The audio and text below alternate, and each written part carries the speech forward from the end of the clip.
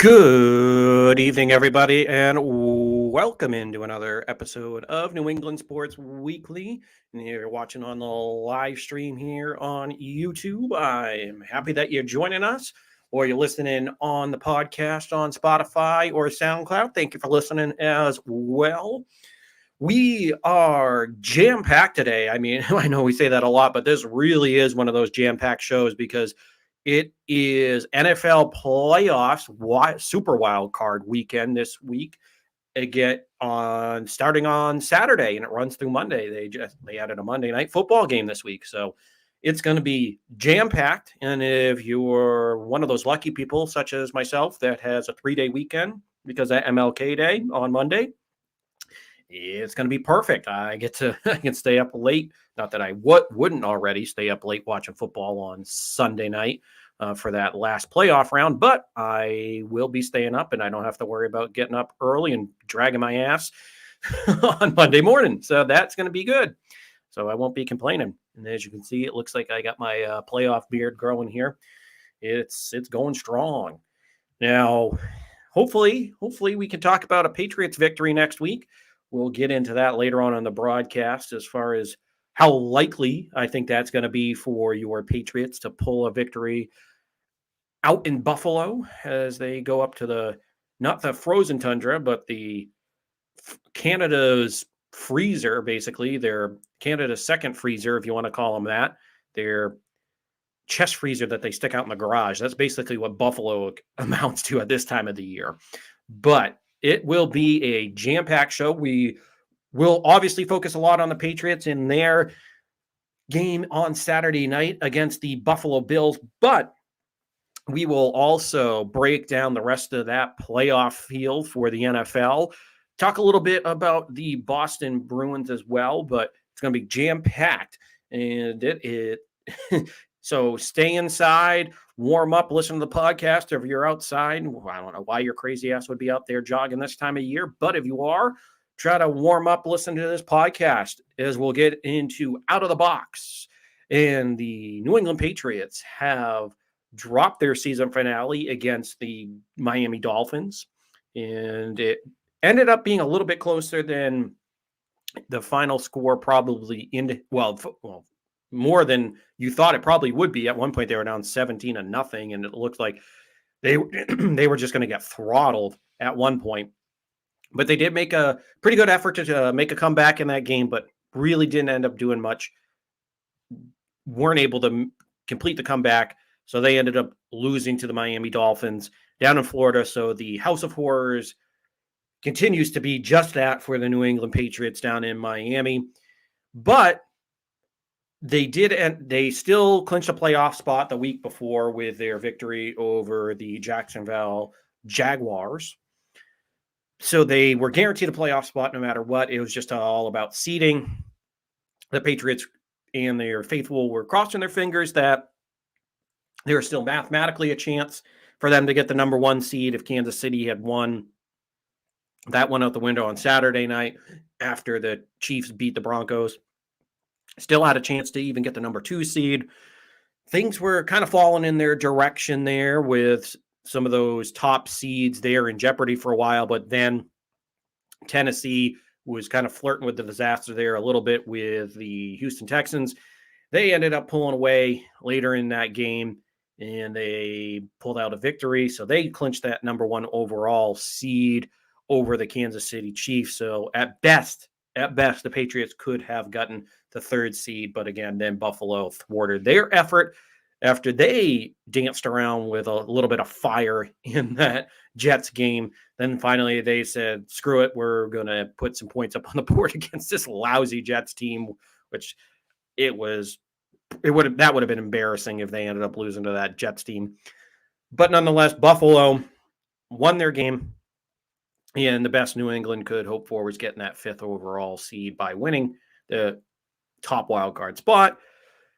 But they lost, and they drew the Buffalo Bills. So the Bills-Patriots Part 3, or the trilogy, if you want to look at it as a set of movies here, will take place Saturday night at 8:15 up in Orchard Park, Buffalo. So it'll be an interesting, probably 24 hours, 48 hours we're away from this game. It's going to be the third time these teams have met. There's already a lot of history with these teams just this year alone. So it's not going to be as if they drew the Cincinnati Bengals, who last week I told you that's the team I did not want them to face. So for a second there, it looked like they might be facing the Cincinnati Bengals if the Patriots made their comeback complete, but they didn't. So kind of in a way, it was a blessing in disguise, at least if you ask me, that they didn't have to play Cincinnati right away and they get the Buffalo Bills. But there was a little bit of upsetting news if you're the Patriots is you did lose Christian Barmore. He had to leave the rest of the game after he had what looked like maybe a season-ending knee injury or leg injury. But everything so far, and I know obviously he's questionable, but it looked like it would be a lot worse. He's questionable for Saturday's game, so we'll see how Barmore looks. Everything came back negative as far as any structural damage there, so it looks as though might have dodged a major bullet there. We'll see if he can play this weekend.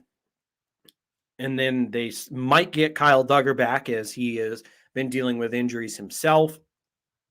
So if they can get him back, that would be a huge boost to try to put him up in the box against Josh Allen. He would be that kind of queen or joker piece, whatever you want to call him, out there on the field, can play in the secondary, can kind of be that pseudo linebacker with kind of how big he is as a safety, about 223 pounds, 6'2". So he's a bigger safety. So if you can have him play in that box, try to stop the run, try to really shadow Josh Allen, I think that's going to be a big help if they end up getting him back this weekend.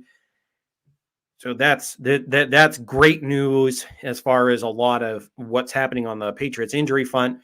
Although Isaiah Wynn that's the one negative there is Isaiah Wynn, who left that game in Miami. Looks like he probably is going to miss the game. Nothing certain for right now. He's questionable, but he did not practice again today, and today's Thursday, not to date the podcast, but we're only a couple days away from this game on Saturday night. And usually, and this is pretty much your Friday, and usually if you haven't played by or practiced by a Thursday or Friday, you're really in jeopardy of missing this game.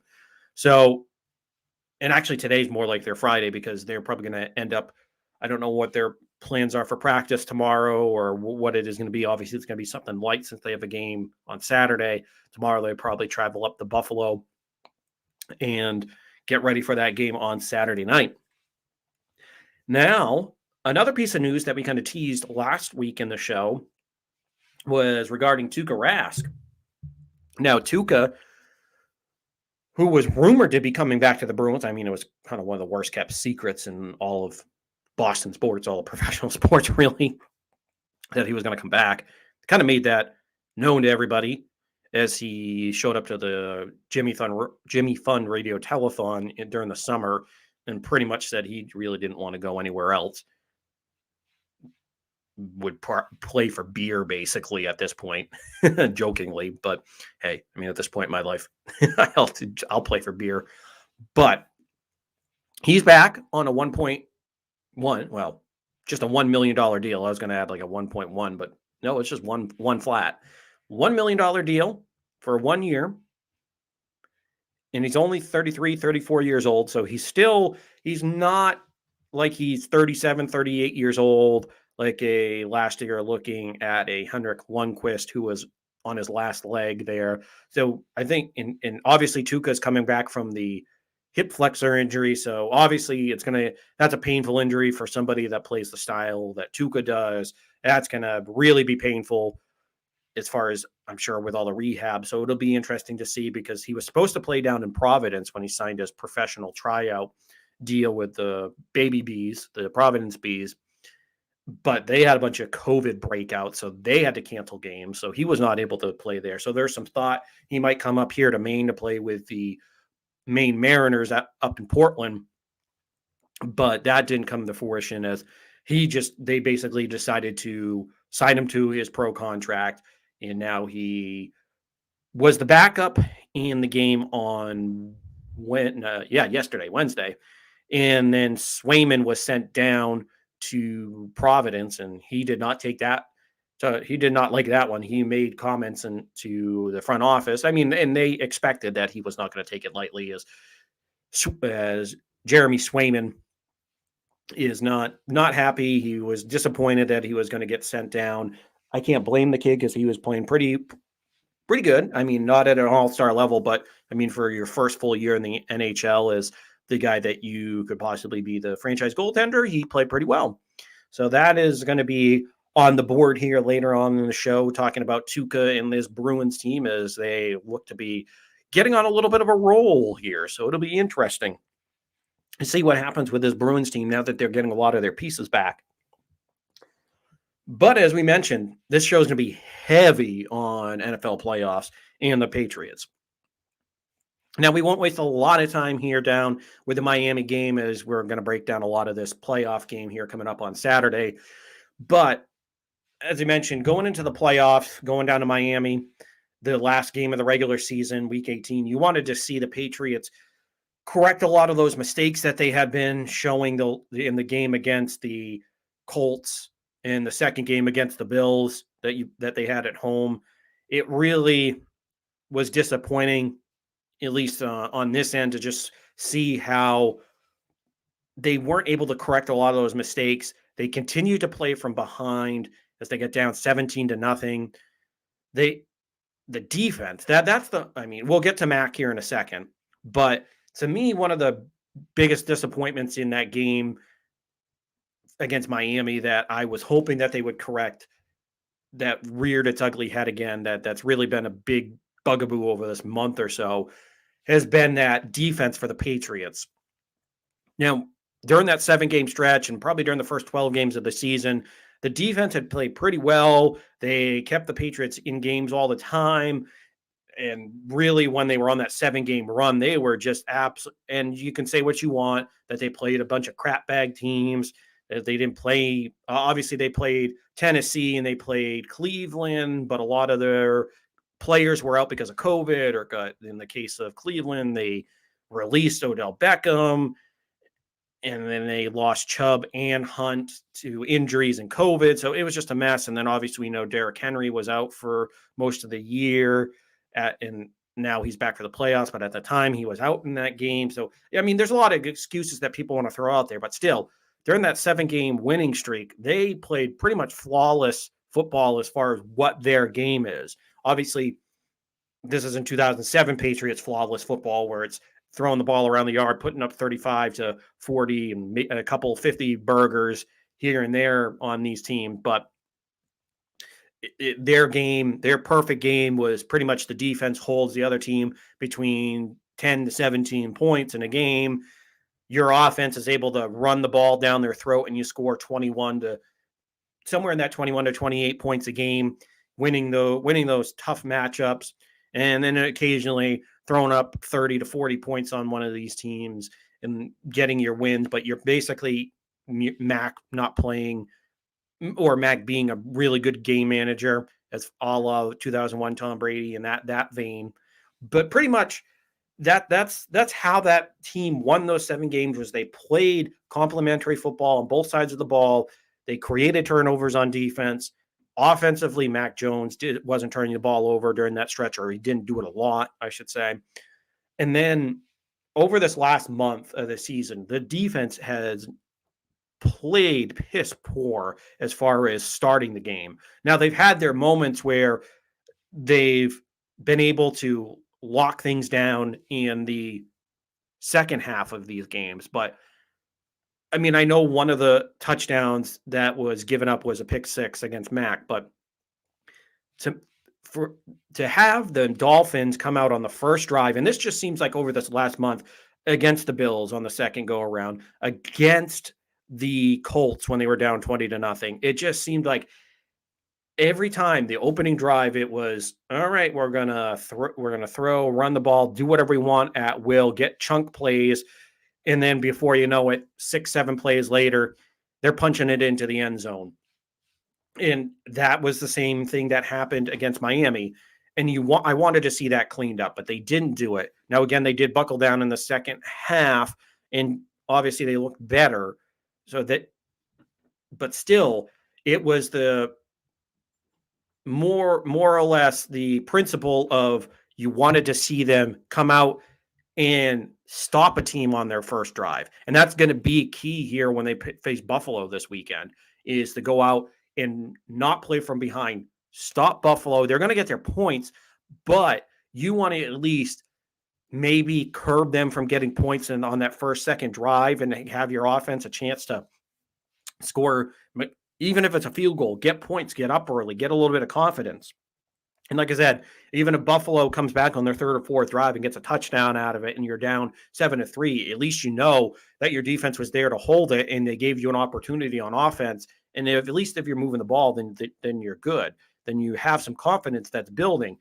But over this last month, that defense is, which I said, this was supposed to be their bread and butter. This was supposed to be, if you got to the playoffs, which they are, how they got there. And that was kind of, it followed the formula. But over this last month, it just has not been the smoothest ride they've had. It's been clunky. It's been pulling your hair out against team. Like, obviously Buffalo is a good team. Obviously the Colts, even though they imploded and missed the playoffs because they lost to friggin' Jacksonville, but that's another story in itself.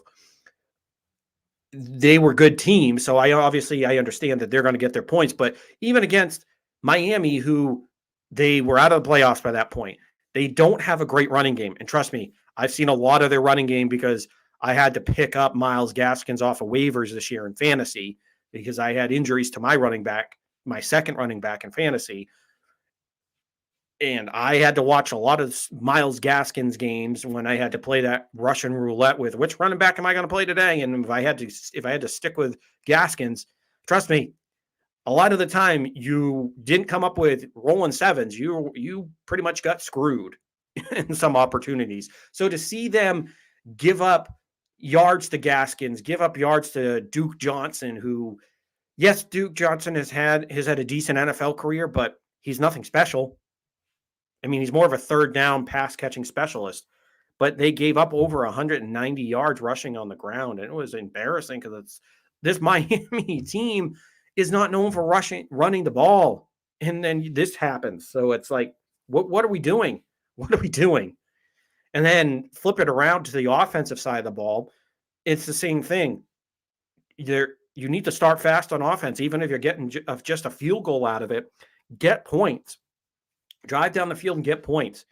And then Mac Jones, who admittedly in an interview with WEEI this week, he came out and pretty much said that he thought too quickly and he made that and he stuck with that decision and made the decision really quick when it came to throwing that pick six when he locked in on his receiver. Just had his mind already made up. And I mean, you got to give him credit for having a lot of conviction, but obviously that's something where you thought by kind of now at this point of the season, I'm not asking him to know everything. He's only a rookie, but that's kind of like football basics 101 there, as far as, yeah, you want to be quick and get rid of the ball quickly, but you're also, you don't want to be like 0.2 seconds as soon as you get the snap, throw it because you made a prejudgment.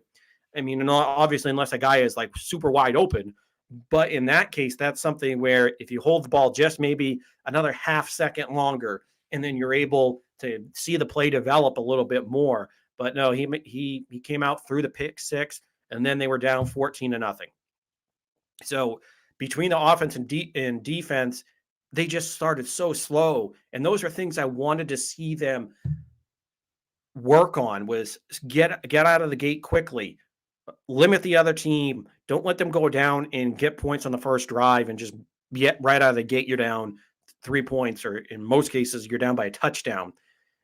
And obviously, the other big factor that I talked about last week was I wanted to see Mac Jones play more of that complementary game that we saw during the 7-game stretch where he wasn't throwing for a ton of yards, but he still was throwing for a decent amount. He would get a couple touchdowns here and there, and look pretty solid, and was just guiding that team downfield. And obviously the running backs would take care of it, or he would find Hunter Henry, or he would find Kendrick Bourne. But still, that's what I wanted to see, was him kind of get back to more of that basics, more of what he was good at doing. And not saying, because obviously he's just a rookie. I think in the future the ceilings is higher for him, especially if you get him more weapons. We'll talk about that obviously whenever the offseason comes, next week, 2 weeks, whenever it ends up coming, 3 weeks, who knows. But that's something obviously in the future that I think Mac Jones has a better ceiling if you get him weapons. But right now, as it's constituted, as him with a rookie and having those 2s and 3s that he has, you just have to manage the game well enough to keep your offense and keep your team in it. And that he didn't do that to start the game. He throws that pick 6, and it's just like, oh my God, here we go again. We're down big. It was just like being back in the Indy game. It was just so upsetting. So it'll be interesting to see how this Buffalo game plays out coming up this weekend, as we'll switch gears to Saturday night for you. Now, obviously, that was the good thing. If there was one good thing coming out of that loss to the Dolphins, it was that they drew the Buffalo Bills. Because I told you I did not want to play Cincinnati right now.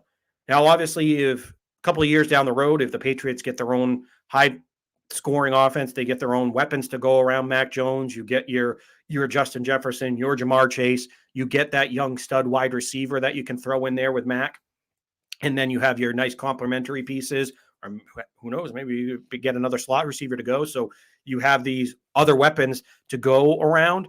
Then yeah, I would feel great about, well, not great, but I would feel a hell of a lot better going against a team like Cincinnati, going against a team like Kansas City, these teams that have a plethora of weapons. Not to say that Buffalo doesn't have their talent. I mean, Buffalo has obviously a stud superstar receiver in Stephon Diggs. And Cole Beasley is a good slot receiver. I don't think he's to the level of an Edelman or a Wes Welker, one of those type of slot receivers, or Larry Fitzgerald later on in his career when he switched over to the slot. But I think he's a very capable slot receiver. But then after that, it's pretty much I'm not a big Doug Gabriel fan. And really, Emmanuel Sanders at once a time in his career, Pittsburgh, and for most of the time out in Denver. Yeah, I mean, he would definitely be your no questions asked number 2. And you would have a plethora of weapons, but it's not the same Emmanuel Sanders. This is Emmanuel Sanders at the end of his career is what we're looking at now. So obviously Buffalo does scare you with Josh Allen running around, being able to make plays from that standpoint. Don't get me wrong. I really think he's a tremendous quarterback, but out of the matchups, I did not want to face Cincinnati just because I thought they had way too much offensive firepower. You throw in Jamar Chase, you throw in T. Higgins, Tyler Boyd, and don't forget about Joe Mixon, who's a 1,500 yard from scrimmage back, 1,200 yards rushing, over 300 yards receiving, 12 touchdowns on the ground. And obviously Joe Burrow, who's on the rise, who's a stud young quarterback now that he's finally back from injury. So it'll be interesting to see how this goes in Buffalo. But again, I'm just glad that you don't have to face all that firepower. Now, I know you can make the case that, yeah, why am I forgetting his name right now? It's escaping me, but the head coach for Zach Taylor. There we go. I knew if I kind of talked this out, I would remember his name. But Zach Taylor, the coach for the Bengals, is a second or third year coach out in Cincinnati. So, of course, Cincinnati does not have a great track record of head coaching over this decade. Obviously, they had Marvin Lewis, who would get them back to the playoffs. It seemed like every other year or so, or every 3 years, but then he would get booted out in the first round, and it just hasn't been the same in Cincinnati. So I just, not that I'm saying he's Marvin Lewis or Hugh Jackson or anybody like that, but there's just something about Cincinnati head coaches in the 2000s and 2010s that just doesn't sit right with me. And I've seen that movie way too many times. So I wouldn't trust that coaching staff at this point in time. I need to see it before I take the cheese on it. But I was happy. No, happy is not the best word to put it, but I was good with getting Buffalo. Now, don't get me wrong. I think Buffalo is one of the top teams in the AFC. Now, they have their warts. Don't get me wrong. This isn't Buffalo from last year. I think Buffalo from last year was, I think, honestly, a better team than what they are this year. This year, they've been way too much Dr. Jekyll and Mr. Hyde and Dr. Jekyll at this point. Last year, they were more consistent, at least in my opinion. This year, they've shown too much inconsistency, even though they have a lot of talent on the defensive side. They have good offensive talent. They have a great receiver in Stephon Diggs. You have a great quarterback and Josh Allen, who we all have to eat the crow on that one, because I think most of us after year 2 thought he was going to be a bust. But these past 2 years, he's been in the MVP conversation. So happy. Am I happy? Not like jumping for joy that they got Buffalo, but I was just more relieved that they got Buffalo, where I obviously, being in the division, you get to see their warts. You get to know what can work, what doesn't work in this situation. And to me, I just think, as I explained last week, I just think if you get Buffalo, which you did, when it comes to Josh Allen, there's so much on his plate. To me, that's why I wanted Buffalo, is because I know they've tried to run the ball with Devin Singletary and Zach Moss. And if it's going to be as cold as they say, and if there's any snow, not that I know Allen's got a strong arm, and I'm not trying to say he can't play in the cold. I'm not trying to make that argument. Obviously, although his circulation in his feet, that he admitted that he has bad circulation there. Hey, I mean, if your kind of toes get cold and it's kind of hard for you to run, that may make it a little difficult. So, advantage Patriots there. And I guess unless you follow Bart Scott's comments that he made this morning, which if you want to give yourself a laugh, go listen to his comments, because he was all serious about it. He told Josh Allen to cure his circulation problems in his feet. Take Viagra. Yeah, you heard that right, folks. Bart Scott told Josh Allen to take Viagra to solve his circulation problems in his toes.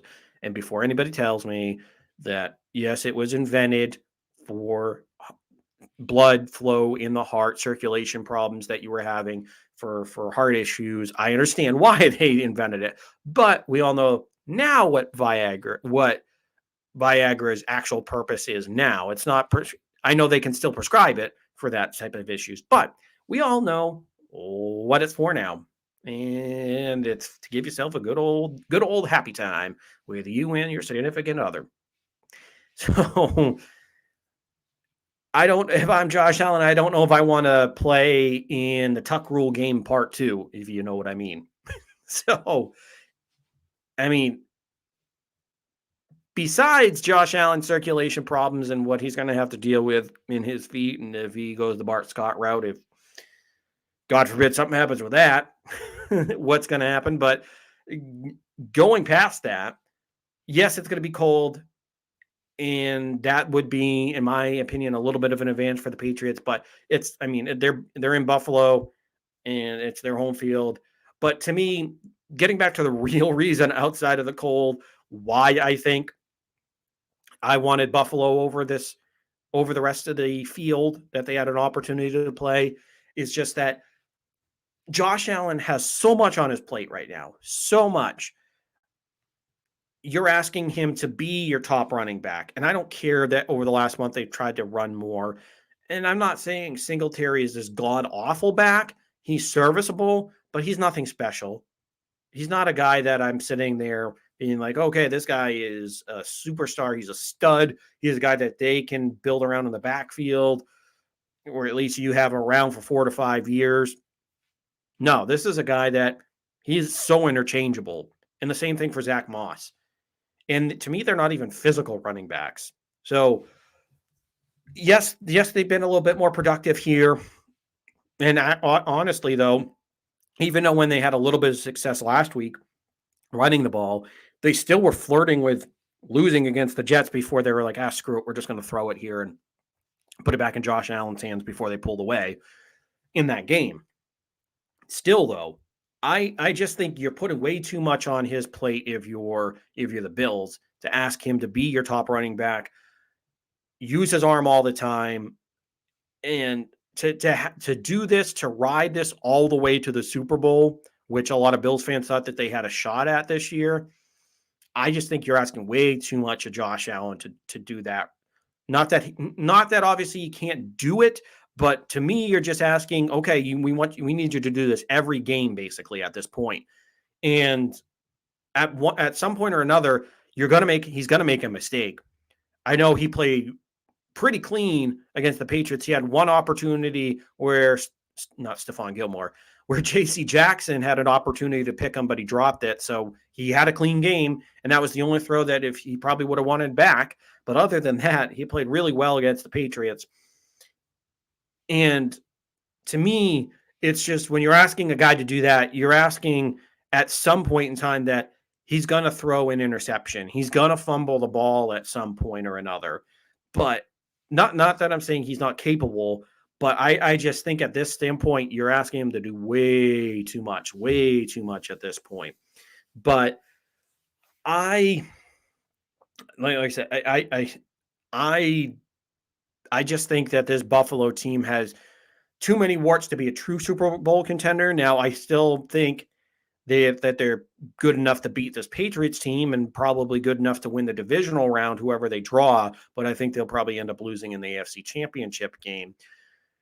But to me, though, if you're the Patriots, the best way, if you're going to win this game, one, defense on the defensive side of the ball, like we talked about, you have to get out to a quick start. You can't allow them to drive down the field on at least the first drive, and then probably the second drive. So at least you get yourself a couple drives there to get you some points. And then, like I said, probably that third or fourth drive, Buffalo is going to end up getting their points at some point in this game. But to me, if you're going to win this game, you have to come out strong on the defense. You can't just let them march down the field. And then, as we just talked about, you have to contain Josh Allen. You have to force him into making those mistakes. You can't just let him roam around there in the backfield, let him scramble out, get 5 yards, 8 yards out of that pocket, let him throw these darts downfield to Stephon Diggs or Cole Beasley or Dawson Knox. You can't let him roll out and do all that. I mean, if he has a couple here and there, fine, but you can't let him do this all game long. You have to contain. And this is where Matthew Judon, who looks like he's been dealing with some type of injury, even though it hasn't been listed, or if it's been COVID or whatever it's been, this is just the point where he has to come out and he has to be that force that we saw early in the season where he was getting a lot of talk for Defensive Player of the Year. Now, if he can regain his form, and I'm not asking him to get 5 sacks in this game, but if you can create pressure, force him kind of to roll out of the pocket. But when I say roll out of the pocket, if you have you're playing in this quarterback container, if you have a good contain going on, if you're Judon, you don't overrun it. But you also, if you're playing it well enough, you have another linebacker or a lineman that you're forcing him into rolling into at that point. So you're playing good contain at that standpoint for Judon. But to me, it's just he has to show up. And then if Barmore is able to play in this game, that's going to be big as well, because we've seen Barmore when he's healthy, he can throw a couple of guys back into the quarterback. I remember the Atlanta game. He drove 2 offensive linemen, the center, and I think it was the right guard, back into the face of Matt Ryan. So, I mean, if you can start to get some of that pressure along with Judon and you get your other pieces there to force him into bad situations, you kind of force him into throwing the ball into dicey situations where you can create that pick or you get a big sack and then you're forcing him into long 3rd and 14, 3rd and 17. that's where I would feel better about it. But again, and then another piece that comes in now that we're talking third and long, this is where the defense has to step up this time, because the last game in Gillette, in Foxborough, they did not play well on third and long. They had a couple times where Stephon Diggs got darts on a 3rd and 14, a 3rd and 17, and it just was not good. They weren't able to get off the field on third down. I think they were only like 5 of 10, 6 of 10 on third down. So it was not good. When you're 50% on third down, you're giving them way too many chances to move that ball. So this time around, if you get them into third and longs, you have to stop them. You absolutely have to stop them. Or at least you have to be like 8 of 10 this time around. 7 of 10. So yeah, you have to be like 70% or above on third down efficiency. Really, I'd like to see 80% or more. But anyways, this is just where the defense just has to come out, play strong. You have to get good pressure, because again, what also happens with you when you're having good pressure, it's also helping out the secondary that right now might be without Jalen Mills, depending on how things go. Miles Bryant has been not great. He's kind of been in that role of well, maybe not as bad as the second round pick out of Alabama there. And his name is escaping me for some reason, but he used to return punts for the Patriots. But I mean, he's kind of in that mold of, you want to see him later in the game if you're up or you're down by a lot, or he's your 4th, 5th corner option, but they're kind of been hamstrung here because you lost Jonathan Jones for a while, and he's out for the season.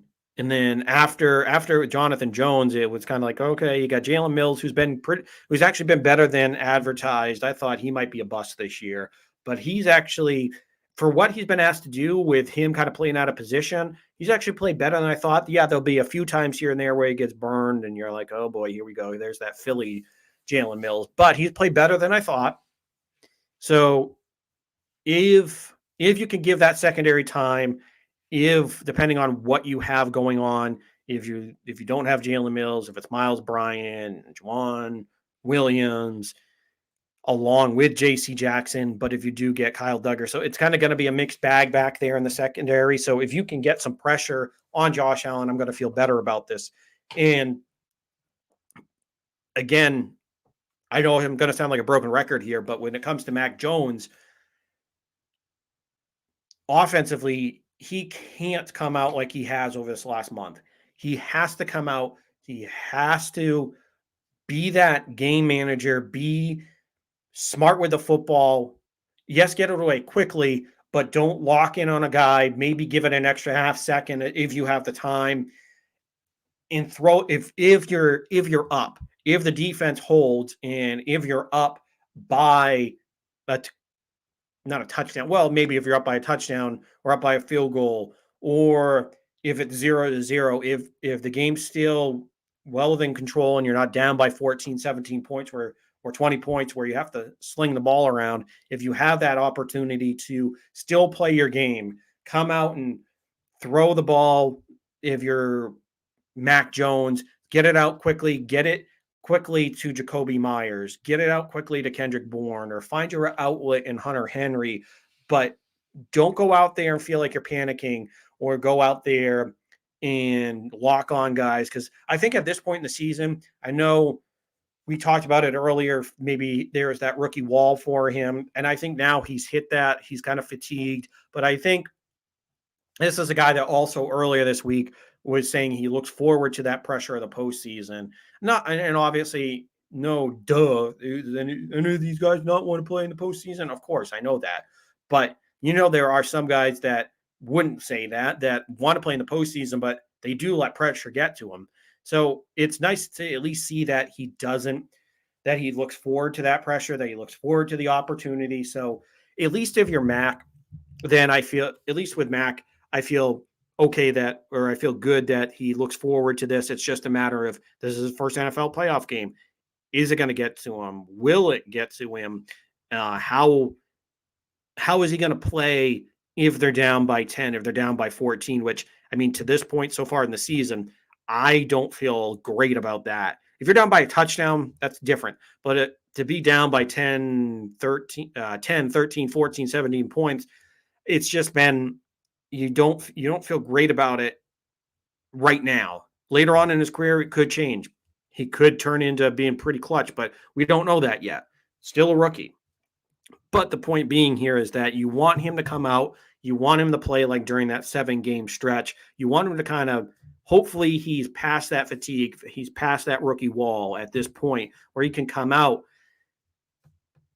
and not feel like he's down by 14, where he has to sling the ball around and make some poor decisions or throw these into tight windows because, man, I got to get this down the field and get us back into this game. You want him to manage the game, get this into the hands of his running backs, because we know that this year you have 2 really good running backs. Now, I'm not going to go with PFF numbers here and say that Damian Harris was the best rated running back. I mean, trust me, I love Damian Harris and I love Ramondre Stevens. Ramondre Stevens got the best rating for best rookie running back, which I don't know how that happens when Harris with Pittsburgh, with Najee Harris, had put up over 1,200 yards on ground and looked really good and caught, I think it was like 72 balls this year. So he's a really good running back. He's an amazing rookie. So I don't know how that happened. But nonetheless, you have 2 good running backs, 2 really good running backs. So all together, this is a really good core that they have at the running back position. And Damian Harris was 1 touchdown away from tying the franchise record with 16 touchdowns. He has 15 this year. So, I mean, he's had a stellar year by his standards. And really obviously we saw the last time when he was in Buffalo, broke off that 60 some odd yard touchdown run to give the Patriots the lead at the time. And not Damian Harris, but Ramondre Stevenson, when he's healthy, when he's in there, he finishes runs better than anybody that I can remember right now. He's really been amazing to watch because you see him. Yes, he's a bigger running back. He's 230 something, close to 240. I mean, he tried to drop a little weight, but he's, for what his size is, yes, he's a power back, but he's able to wiggle out of some of these situations. And you'll see him get out of one of these piles, wiggle away, and still get 3-4 more yards out of this. He finishes runs amazingly well. And like you said, he's got size. He's got power to him. So this is a guy that I think's got a bright future to him. But obviously, he and Harris tomorrow, Saturday night at 8:15 up in Buffalo, they're going to be the featured players in this offense. Now, obviously, it's not going to be as windy as it was, or at least that's what we think it's going to be like when you go to Buffalo. So I don't think they're going to run this ball 45, 50 times. I think you still get a lot of it. I think you'll probably get 35 runs and probably 15 to 20 passes in this game. It's going to be heavy on the run.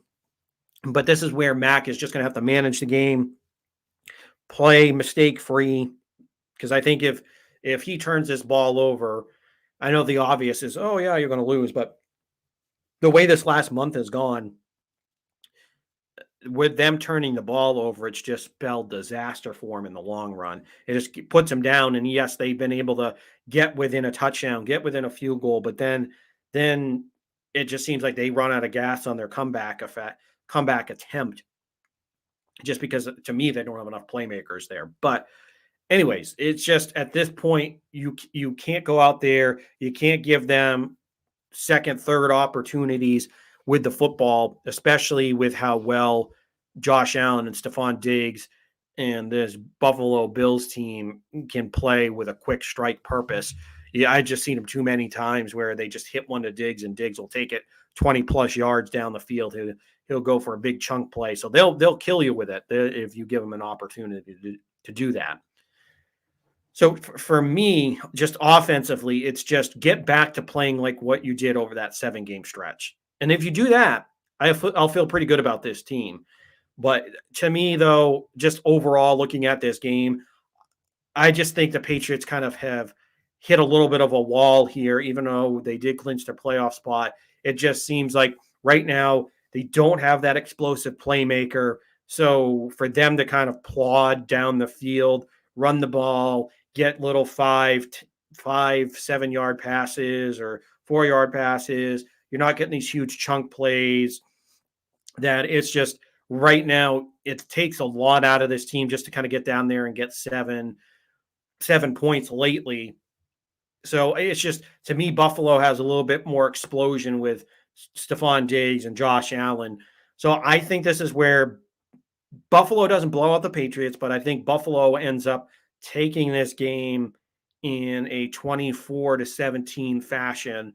So, like I said, I don't think it's a blowout. It's only a touchdown win.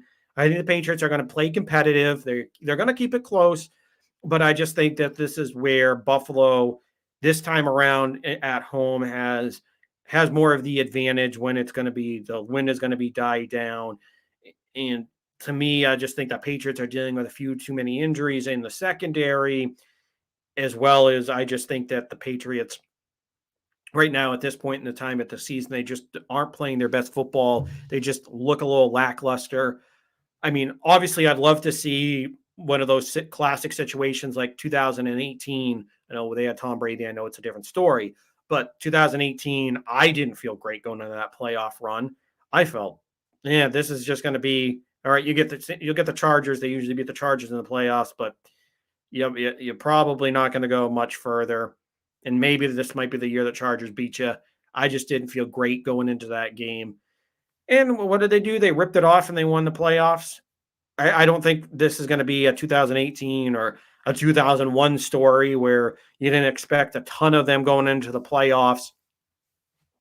I mean, obviously, really, 2001 was the prime example because 2018, by that time, they were coming off back-to-back trips to the Super Bowl, and you had Tom Brady, but still you weren't as confident as you were in the past couple of years of them getting back to going to the Super Bowl. But 2001 was the out of nowhere fun ride all the way to the Super Bowl and beating the Rams in 2001 and beating the greatest show on turf. No, I don't foresee that coming. Like I said, I see them losing this Saturday night. Trust me, I I want them to win bad. And I like I said, I don't think this is one of those, oh, I don't think they can. I think they can win. I think there's an opportunity there. They play clean football. They don't turn the ball over, and they're able to play on their terms as far as get ahead early, run the ball, kind of play keep away, and play physical football. I think they have that opportunity. But I just don't. Just Buffalo at this point, I think they've regained the momentum here over this past 2 or 3 weeks. So I think they're going to end up winning this game 24-17. Now, looking around the rest of the field here, we have the early game on Saturday, or quote unquote early, but it is the not San Diego. Wow. I had the Chargers in my mind. It's going to be the Las Vegas Raiders at the Cincinnati Bengals. And this game, I am going to take the Cincinnati Bengals in this one. I will take the Bengals over the Raiders.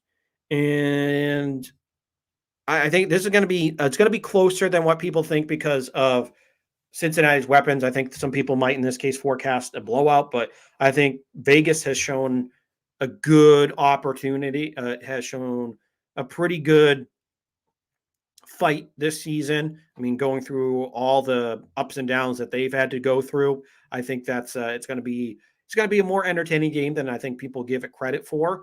But I'm going to stick with the Cincinnati Bengals in this case, and I will take them to move on to the next round. Now, the Sunday games, because the second game on Saturday night is Patriots Bills, which we've already talked extensively about. Now, the early game on Sunday at 1:00 is Eagles at Buccaneers. So Tom Brady will start his postseason quest to get back to the Super Bowl. Now, this one, I think it's going to be a wide margin of victory here for the Tampa Bay Buccaneers. not to say that Jalen Hurts isn't talented, but I just think even with the injuries the Bucs have had, I mean, they lost Chris Godwin, Antonio Brown had his blow up, and not sure what the status of Leonard Fournette is. But to me, I just think they still have too many weapons as far as with you have Mike Evans, Rob Gronkowski, Cameron Brate. I mean, to me, that's a pretty good stable of weapons. I mean, I would take that any day of the week over what the Patriots have. So I think I think they're going to win this one easily over the Eagles. I think this one's definitely going to go over that over 46 points that's predicted. So I'll take the Buccaneers in this one to move on. And then the mid game, the late afternoon is the 4:30 game with the Niners and Dallas Cowboys. And the Niners going to Dallas. So this one has shades of the early to mid 90s with those Cowboys and 49ers teams that were always competing to go to the Super Bowl. At least it seemed like it every year. And in this case, this is where I have a funny feeling about this might be the upset of the weekend, where I think the 49ers, who have come on strong here, they had a lull during the middle of the season where they had injuries to Jimmy Garoppolo. They brought out Trey Lance. Trey Lance, I still don't. I think maybe he has a decent future to him. I'm not. I wasn't sold on him coming out of the draft, but I mean, I'm not going to completely bury him either. I need to see a couple more years out of him before I make my full judgment. I think we're all kind of suffering from Josh Allen syndrome where we were ready to bury him a couple of years ago. And then he comes out and helps this Bills team look like they're going to be one of the prime contenders each and every year. But I think this is where the San Francisco 49ers have a little bit of momentum going. And I like their defensive front seven. I love George Kittle and Deebo Samuel. I think these are two really physical, tough type of Swiss Army knives, because especially with Deebo Samuel and plays running back, plays wide receiver, he's all over the field. George Kittle, to me, when he's healthy, is the best tight end in football. I know a lot of people are going to say Travis Kelce. Some people might even throw Darren Waller in there, but I wouldn't. I mean, he's probably the third or fourth best tight end. Which I mean, he's a great tight end. Don't get me wrong, but to me, it's been these last three years or so. It's been between Kelce and Kittle, and in my money, Kittle's the more complete. He reminds me of Rob Gronkowski in his prime. I mean, maybe just a slight bit under what Gronk was in his prime, because I mean Gronk had a bit more size, more physicality to him. Well, a little bit more physicality because of his size. He was a bulldozer. But the same can be said as far as George Kittle. He loves to block. He grew up loving wrestling, so he falls into that category of being that physical, psychotic type of freak out on the field, and he just loves it. And then obviously he's one of the best receivers at tight end that's been in this league. He's a joy to watch out there. And then they have Brandon Ayuk, who looked like he was in the MIA lost and found bin for the Niners, but he has come on really strong to finish this year. He's been basically, because of Deebo Samuel being that Swiss Army knife of being running back / wide receiver, Samuel getting more rushing yards. But Brandon Ayuk actually finished the year with 826 yards and 5 touchdowns. So on 56 receptions. So he had a pretty decent year and had 208 yards returning. So he had a pretty good year. I mean, actually really good year for a second year guy that looked like he might be lost, but he got his confidence back. So what I'm saying here with this 49ers team is that I like what they have. And I think that Dallas at times we've seen them kind of lose their focus. They've lost to some inferior teams. I believe it was the Denver that they ended up losing to Denver this year. So they have spats of just not looking like that high powered team. Now, obviously, this is the one game that might blow up in my face here because Dallas could just steamroll the 49ers here with all the offensive weapons that they have with CeeDee Lamb, Amari Cooper, Michael Gallup, Tony Pollard, Ezekiel Elliott. Dalton Schultz has even turned himself into a pretty solid tight end. So that could be interesting as far as how this all rolls here for the 49ers and Cowboys. But this is the upset that I'll probably pick over the weekend, is to take the 49ers to beat the Dallas Cowboys.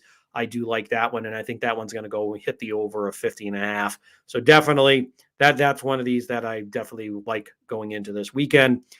And then we look at the Steelers and Chiefs, which will round out the Sunday games. That's the Sunday nighter, with Pittsburgh traveling to Kansas City. In this one, the Chiefs are a heavy favorite to win this one. I don't disagree. I just think Pittsburgh is they're bad. They're, for a playoff team, I'm saying this for a playoff team. They're obviously not in Jacksonville territory, but this has to be one of the worst playoff teams that's kind of snuck in here, at least into the AFC for a while. I can't think of, like, over the past, 20 years or so, I'm sure if I really went back and looked, but just off the top of my head, this Pittsburgh team I watched a lot of it because I had Deontay Johnson on my fantasy team, so I was subject to this torture, even though Johnson had a really good year. Just watching this team and watching Ben Roethlisberger, you can obviously all the odds are out there that he's going to be done. But to the point, though, it just seems like he has nothing left in the tank here. At least that's my opinion. I don't know how you can be a Pittsburgh fan and be confident at all that they're going to have any shot in hell to win this one. Even though you have some good weapons there with Deontay Johnson and Chase Claypool, and obviously Najee Harris and Pat Freiermuth, the product of Penn State, but also from Massachusetts. So they have good talent, but I think if obviously in the future if they end up getting a decent quarterback to go there, then I think this will be a serious. They can step up into the conversation. But I just think this is where Kansas City rolls. They move on to the next round. So that's the slate for Sunday. And then the Monday night game, this one's going to be a really good one. It's going to be Cardinals-Rams Part 3. So just like we have Bills-Patriots Part 3, we're going to have Rams-Cardinals Part 3. Now, this is one, the Rams are favored to win this one. But the Cardinals are technically the underdog here. But I think this is where Matthew Stafford, I don't think he melts down per se. I don't think this is where he absolutely craps his pants. But I think this is where Arizona finds some of their early season. They kind of get back to what they were doing early on, where they had all these weapons with DeAndre Hopkins. Now they have Zach Ertz out there. And obviously you put this onto the legs of Kyler Murray. You kind of scramble around, get guys open. I think this is where I think we see the early season Arizona Cardinals come out. And I think they're going to take this one against the LA Rams. And that's going to round out this week for the schedule. So I think this is going to be a pretty decent. I think it's going to be a really good week. So I only have two upsets going on here with the 49ers over the Dallas Cowboys and the Arizona Cardinals over the LA Rams. So that would give us winners of Bengals. I took the Bills earlier, the Bucks, Niners, Chiefs, and Rams. And obviously this week, with the top two seeds, the top seed, I should say, in both conferences, with the Packers in the NFC and the Titans in the AFC, have the week off. So just kind of looking a little bit further down the road here, as far as who I think is going to end up in the Super Bowl, now that we have all of the seeds here and that the playoff field is official. This is where I kind of been going back and forth with this here kind of all day long, where I want to go with this pick. I really, really wanted to take the 49ers because for some reason I love this 49ers team. I think it has a lot to do with George Kittle. I'm just a George. I'm a George Kittle sycophant as far as a fan. He is amazing. This is a guy that I wish the Patriots ended up taking in the 5th round back in 2017. I wish he ended up on the Patriots, but nonetheless, he's with the 49ers. So I love watching him. I think, though, that we're going to end up seeing. Ooh, I think this could be the year that I think that the Green Bay Packers actually break through and get back into the Super Bowl since the first time since 2010. I think this is where I think that actually, though, the NFC Championship game, I'm going to say this right now. I'd have to look at what actually I'm not. Hang on before I go making these bold predictions here, because I think actually this might not mathematically happen, because I think the 49ers are the 6th or 7th seed. So I think if they won, they'd have to go to Green Bay. Okay, so we'll drop that. So I think it's going to come down to the Green Bay Packers coming out of the NFC. I know I really went on a limb and took the number 1 seed, but I just think I think Brady has too many injuries there with his offensive weapons, with missing Chris Godwin. You lost Antonio Brown because of his shenanigans. And depending on what happens with Leonard Fournette, you have to go back to Ronald Jones, who hasn't played a lot this year. So I think the cards are more in the Packers' favor this year. I think this is where they've looked a lot stronger than they have. They have 2 good running backs in Aaron Jones and with A.J. Dillon, the BC product. So I think they're in pretty good shape. And then if you want to look at the AFC side, this is where, like I said, I think that Buffalo is probably going to end up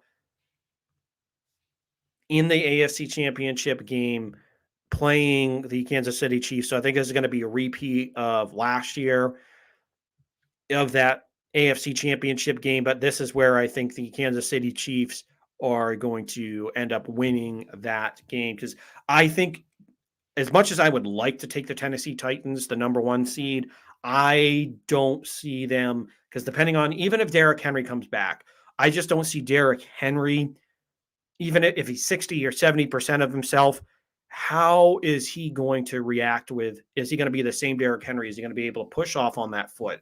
How is it going to be for Derrick Henry?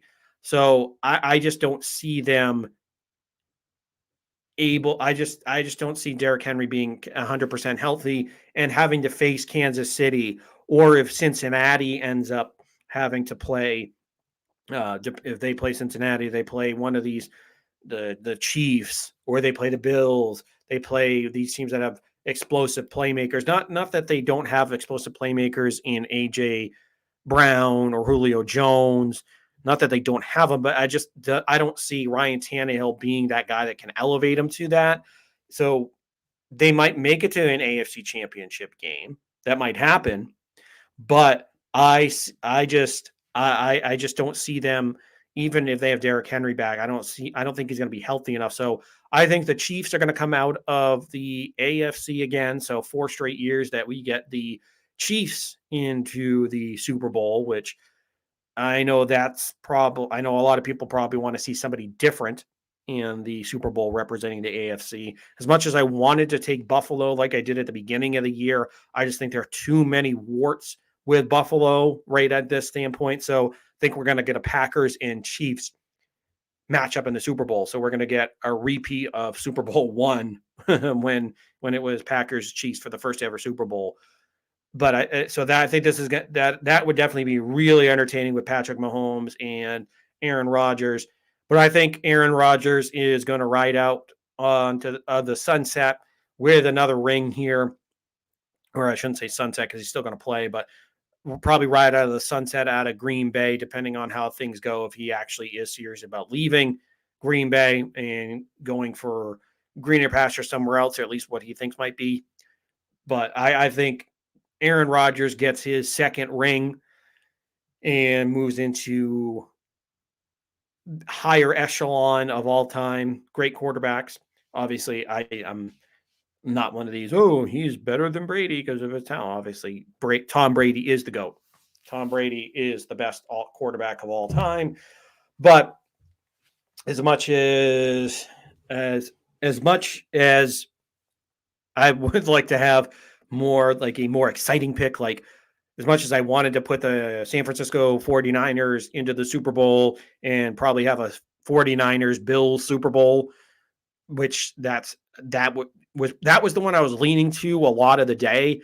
But the more I thought about it, I think it's probably going to be Kansas City going back for 4 straight Super Bowls and having the Green Bay Packers. I think we're going to see Packers, Chiefs, and the Green Bay Packers win this game. So, which I'll probably be massively wrong on that. I can't wait to see next week when I do the podcast and you can all make fun of me, send your mean tweets, or maybe you want to send me your predictions. Send the predictions to the show account at NE on Twitter at NE Sports Weekly, or to my personal Instagram or Twitter accounts at Sean_Met28. Cue the Wendy Williams sound right there as I just burped in the mic.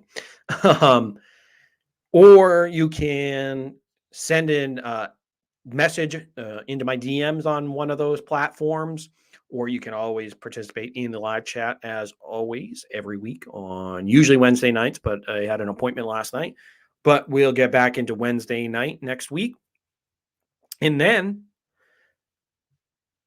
you can all make fun of me probably for being wrong. As much as I'm confident in these picks, I am going to get 2 or 3 of these wrong here this weekend.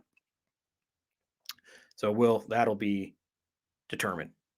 Now we'll just kind of touch quickly here on the Boston Bruins as they get some good news here, as Tuukka Rask is now back into the fold as he signed a 1-year, $1 million contract to come back to the Boston Bruins, as he is now officially back on the team. After we talked about earlier in the show, he was supposed to go to Providence, but they had a lot of COVID outbreaks, so he was not able to play. And no real discussions about him coming up to Portland. So he is back on the team. He was on the team last night, was the backup, and now he started tonight in goal for the Boston Bruins. And the Bruins, at last check, were winning that game. So the Bruins have won, I believe, 3 or 4 of these games in a row. We'll just take a quick look here, but it is been a pretty good streak here for the Bruins, as they were up and down to start the season early on. As you can probably all remember, they just did not play. They were hovering around the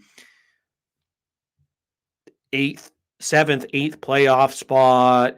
Now they're 4th in the Atlantic. So they are, well, right now, if you started the playoffs, they would be the last seed, but that's really a gigantic improvement, as they're up to 20.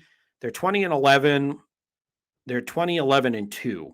So it looked like they were going to hover more closer to that 500 mark as things were going along, as they have won 3 in a row.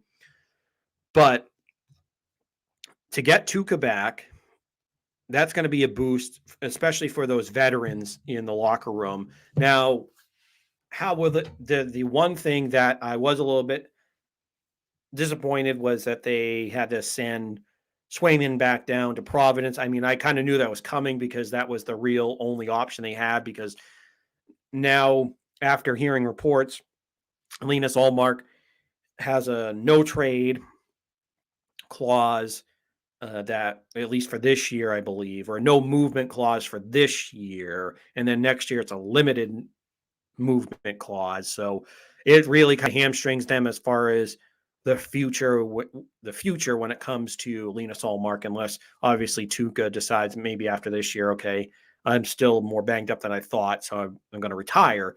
But now Swayman's going to have to go down to Providence. And I know there's been some talk, should they trade away Swayman for more pieces, where, to me, it's Charlie McAvoy, David Pastrnak, and Swayman are the ones that you shouldn't touch. as much as it would be tempting to trade him away. Now, I'm not saying he's untouchable. If somebody came to you and was going to give you the equivalent of a Connor McDavid, young superstar type of player, because that was down in their minor leagues because they needed a goaltender now, then I'd be like, okay, take him. I want that superstar, that young rising superstar that you have, that top, that can't miss prospect. I would do that. It'd have to be a really good package to trade him away. But I obviously I don't see something like that happening at this point. So to me, I'm not going to even entertain those talks unless it starts with, like I said, unless you're getting a superstar prospect back. But I think in the short term, though, this is going to be good having Tuukka back. Like I said, you're going to give a boost to those veterans as far as Marchand, Bergeron, even the Pastrnak, who's been around for a while, even though he's only like 24, 25 years old, because he came in when he was like 18 years old. So he's a young veteran. But again, to all these veterans that are on the team that are there, the Craig Smiths, that's going to give them a boost, because now you have, when healthy, one of the best goaltenders in the NHL that's back on your team. So to me, it can't do anything but help at this point. As much as it's disappointing to see Swayman go down, it was the only move they had. I think this is going to be good for them in this short term for the rest of the season. And then the other part here with the Bruins is that what's helped them over this streak and to get them back into playoff contention. And really, it's kind of changed my mind, because I just thought this was kind of going to be a middling Bruins team that, and I don't know, am I going to say they're going to go to Stanley Cup? No. But I think the way that things have kind of turned around over the stretch, and yes, I know you played Montreal in one of these games, but still, you're playing a lot better than I thought that they could. They put up a lot of goals here over this 3-4 game, 5 game stretch. They put up 5 goals the other night. They put up 4. At last check tonight, they were at 3. So they're getting goals in bunches. You move Pastrnak down to the second line, which I think that's something that at this point you got to leave them there. As much as I want that perfection line back, as much as I want that back, because that's the best line in hockey, I think unless you are able to pull off a trade to get another piece to stick down on the second line to get another legitimate scorer, I mean, you kind of have to leave it the way it is, because, I mean, they played really well. And Pastrnak, I think, actually got a hat trick tonight. So, I mean, it's really been great for this Bruins team as far as of late. They're getting their secondary scoring. Yeah, I know you can try to tell me that they're playing these bad teams, or there have been a few that have been mixed in, but still, that was an issue early on in the season, that they were losing to some poor teams. They weren't getting that secondary scoring, but now it's starting to come now that you move Pastrnak down to that second line. So, I mean, to put one of the best goal scorers in the NHL down on your second line to kind of pass out the scoring, I mean, it's been golden for this team. I mean, it's really done wonders. So I think for the rest of the way, unless you make a trade to get that other scorer, you probably aren't going to see that perfection line until you get into power play situations. Because obviously power play, you're going to slide them right back into the power play, because you're not going to mess up that. But as far as 5-on-5 play, I think this has been a pretty good move. And the other thing is that Bruce Cassidy has really been quiet. He really has not talked a lot lately, because early in the season, he was calling out players. He was very vocal, and I'm not saying he's been a church mouse or anything now, but he's been more quiet. He's been more subdued. And I think he's just got more confidence back in this team. So he hasn't had to be like that. And to me, just calling out a lot of those players wasn't doing a lot of good to some of the veterans on this team. So I think a lot of things have kind of fallen back into place for the Bruins to maybe not be a serious Stanley Cup contender, but I think this is where maybe you have a chance to get out of the second round now. Your odds are going to be better now that you've kind of widened out the scoring opportunities now. So I maybe you're not a one and done at this point. Maybe you're able to get out of the first round. Maybe you have a shot at getting out of the second round this year if things go well, now that you've kind of evened out the scoring and if you can add another piece. I'm not as down on them as I was early in the year. That's just where I thought maybe coming in this year, they didn't make a lot of moves that I was like, oh, well, I'm really excited about this, or they're adding depth for their scoring. It just kind of seemed like they were adding just filler pieces. They weren't adding to me any legitimate scoring, any legitimate top six pairing pieces that you could have to kind of really advance this conversation. But just the way that things have kind of played out and the decisions that they made to put Pasternak down there, and then you've seen Taylor Hall kind of come back to life here. So it's been pretty good to see what the Bruins have done over this last couple weeks after they had that time off. So I think now that they're playing more consistently, that they have more games a week now, that things aren't getting interrupted by COVID, at least at this point in time, I think it's done wonders for this Bruins team. And I think that you're seeing their playoff stock go up just a couple ticks more now with getting Tuukka back, and now that they've gotten more scoring. So this is going to be a fun watch here. I thought this might kind of be a boring winter now with just kind of how mediocre this team might be, but I think that this is going to be more sustainable over the rest of this season when it comes to the Boston Bruins. So this could be fun to watch here.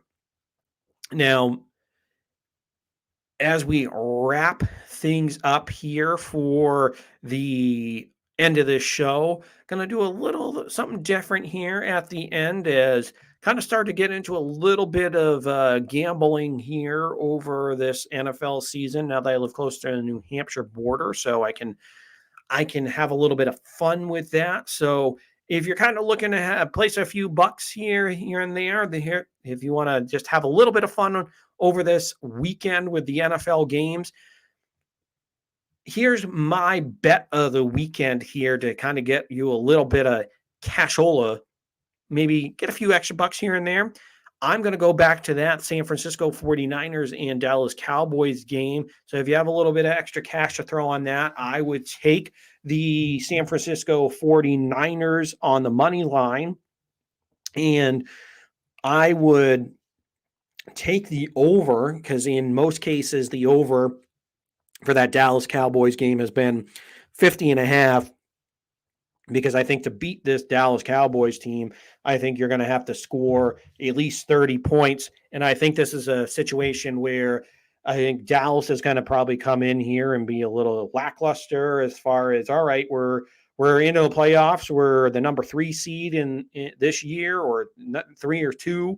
And I think they are feeling themselves a little bit. But I think this is one of those situations that's ripe for an upset, where I think this is going to be a surprising shootout game. So I'm going to take the 49ers on the money line and take the over.